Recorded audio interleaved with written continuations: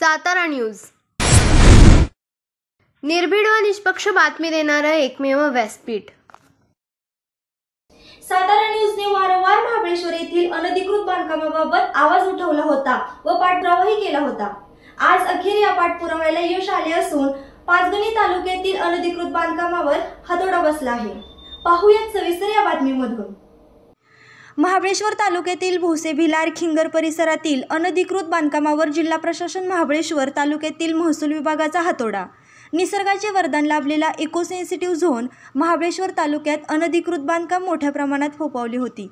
त्यावर जिल्हाधिकारी जितेंद्र दुडी यांनी कारवाईचा बडगा उगारला आहे। आज सकाळी 6 वाजल्यापासून महसूल विभागाचे 100हून अधिक कर्मचारी व पोलीस यंत्रणा महाबळेश्वर तालुक्यातील भोसे परिसरातील अनधिकृत बांधकामावर आज थेट बुलडोझर चालवला। जिल्हाधिकाऱ्यांनी यापूर्वीच नवीन बांधकामावर जिल्हा प्रशासन कारवाई करण्याचे आदेश देण्यात आले होते। त्या पद्धतीने आज थेट महसूल प्रशासनाने कारवाईचा बडगा उगारला आहे। आज दिवसभरात मोठमोठाले 6 ते 7 बंगले अनधिकृत बांधकाम पाडण्यात आले आहेत। पाहूया सविस्तर।